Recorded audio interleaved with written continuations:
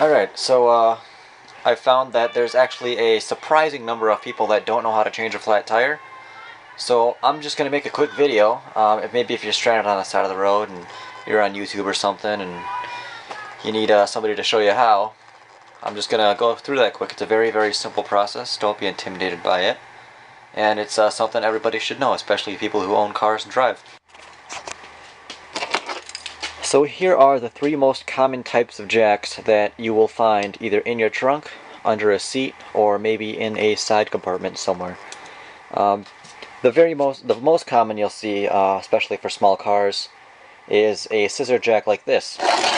Now this little groove here just sits in the pinch weld under the vehicle, which I'll show you guys in a little bit. And there's either a bar on the end like that. Well, this one has a bar too. But this one also has a slot where a socket could fit over. Sometimes they don't have this bar here, or it's missing, so you'd actually use the tire iron that came with your vehicle and raise and lower the jack like that. Otherwise, this bar here just makes it super easy. The second kind is a bottle jack, and there's a bar that will come with it. These are usually found on larger trucks. This is for my Ram 2500.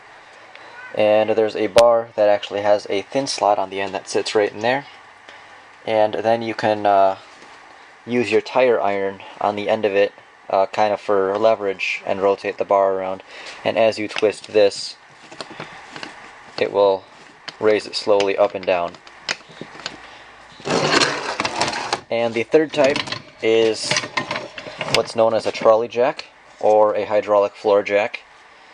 And these are very common. They're not really used as emergency on the side of the road type things, but you may have one of these in your trunk if you do use some sort of utility work or something like that. And these are very simple as well. This is the part that actually makes contact with the vehicle, and you'd put that either on a part of the frame or on somewhere that's solid, somewhere you never want to put it on a gas tank or somewhere that it's actually just going to bend under the weight. But as soon as that's a solid part, you would pump it up and down like this, and the hydraulic pressure would raise the vehicle. To lower it, you use the same bar here, and we would just twist this nut here, and the jack would lower. Now let's go over to the vehicle, and I'll show you how all three of these jacks work. Now here we are with the bottle jack underneath my Ram 2500, and once we position it somewhere where we want it, we'll just rotate this clockwise until it makes contact underneath here and it's tight. Now with these bottle jacks, you'll usually get two poles and a tire iron, and on the end of one of these poles will be this little hook here. And what this does is it actually hooks right into the skinny groove of the tire iron. And this other pole, you'll see a hole, and then you'll see a ball where it just kind of clips in to the second pole. It just clips in right there. On this tire iron, on the end of it, we actually have a square hole where it goes over this pole, just like that. I'll put that on there, push the button in, snap it all together. So as I rotate it like this, you'll see that it's actually lifting the engine, or not the engine, it's lifting the vehicle.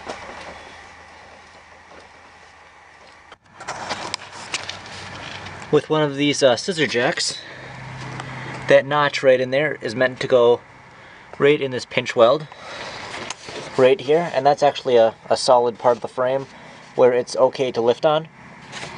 So we've put it right there, and as we rotate this handle around, it's actually raising the vehicle. And that's how those work. My preferred method, especially if I'm at home and doing something like brakes or tires or anything else like that, would be to use the hydraulic jack. This one actually has little notches in here. You could put the pinch weld right in between two of these notches, similar to the scissor jack. And we will pump this up and down like so. And get it somewhat close. And position it how we need it. And you can see it's right there on that pinch weld.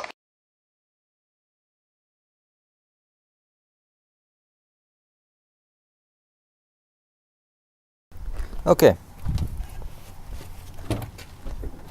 So the first thing you would want to do is find your tire iron inside the vehicle. It should be in the general vicinity of the jack. And loosen up your lug nuts. And your lug nuts, there's either 4, 5, or 6. Sometimes there's up to 8 nuts on the outsides of these rims here, and that's what holds the rim onto everything else. Now, these are special rims, and they require a thin-walled 6-pointed socket. That's the only thing that'll fit on there. A lug nut or a tire iron won't fit on those. So I'm going to have to use this socket, which happens to be a 21mm, and a breaker bar. So this will be my tire iron. So we're just going to go around to all 5 and break them free quick. One's loose. There we go.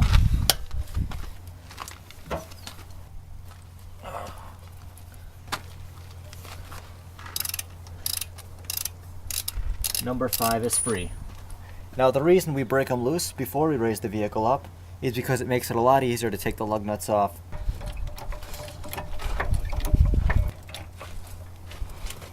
Until the wheel can rotate freely. At this point, we can remove the other lug nuts, all the lug nuts by hand. Them out.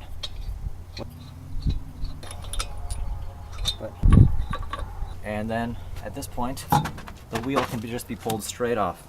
If it doesn't want to come off, there's probably rust right on the inside of this hub here, between the hub and the actual rim, and sometimes they do get rust locked. Don't ever try to pry it off. What you can do is kick around it gently, rotate it, kick on the wheel a little bit, but you don't want to ever try to pry it off. Otherwise you'll end up scratching things and damaging things, and that just causes you more issues. So we have removed the flat tire. It wasn't flat, but you know, we're just demonstrating. And the new tire will be either in the trunk or on some larger vehicles. They're actually under here, and those vehicles come with bottle jacks, and the way you would remove that is in this area there's a hole where you would shove the bars that come with the bottle jack, and there's actually a square peg in there that you have to rotate to lower it. It's almost like a winching system. So that's how you deal with those. You'll just grab your new wheel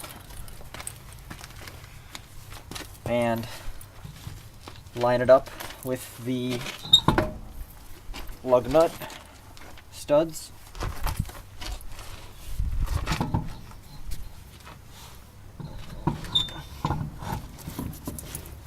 Once you have it lined up and on there, we'll just rotate one of these lug nuts on to keep the wheel on. Go finger tight with all of the lug nuts. We're not torquing them down right now, we're just making them all evenly tight until they stop naturally on their own. And that way we can sort of center the rim with the lug nuts and get it on there before we actually torque it down. So now that the rim is compressed onto the rotor and everything's tight, not as tight as we're going to make it, but we can go over to the jack here, and depending on what kind of jack you used, do the appropriate method to lower it. So we'll lower the jack slowly and gently. and remove it. In a star pattern, we'll tighten everything up evenly. You just want to go in a star pattern like this and tighten up everything up slowly until it's all evenly snug and pretty well on there. And whether it's steel or aluminum, it doesn't matter. I would recommend that you recheck them after 50 miles or so, because different metals and different lug nuts, different qualities of things can compress in different ways and may loosen up on you over those next 50 miles. So just make sure everything is tight in the next 50 miles or so, and that is how you change a tire. Now you can do it too.